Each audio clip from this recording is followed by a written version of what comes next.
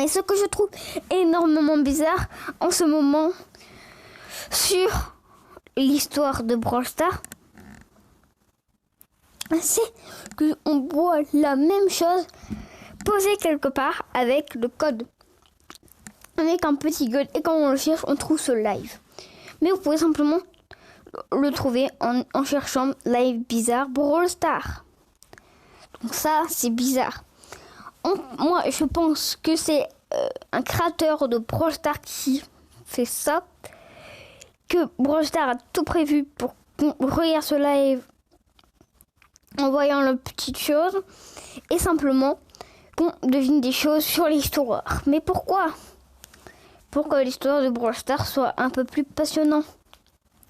Et pourquoi ceci devrait être passionnant ? Je ne sais pas.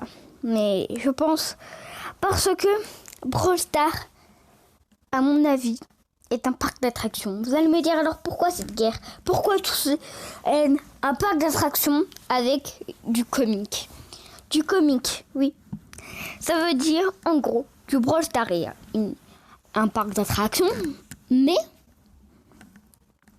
que quand ils se battent, c'est juste, on va dire, entre guillemets, un truc de cinéma pour passer à la télé.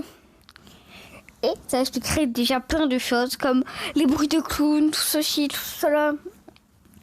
Alors aussi, je me disais, et pourquoi on ne devrait pas trouver des choses dans cette radio qui nous dit en fait que Brawl Stars est un parc d'attractions avec plein de manèges comme le Grand 8, tout ça. Et en fait, les humains ne peuvent pas venir car ils ont tellement peur des personnages car ils croient que c'est vrai alors que c'est simplement des comiques. Alors pour moi, ça expliquerait plein de choses dans l'univers de Brawl Stars qui sont énormément bizarres. Mais je vous dis, dites-moi dans les commentaires et je vous ferai un épisode 2 où je continuerai ce live. Vraiment, ce live est très bizarre. Je n'ai pas encore plus de théories sur ce. C'était le petit Jad. Please.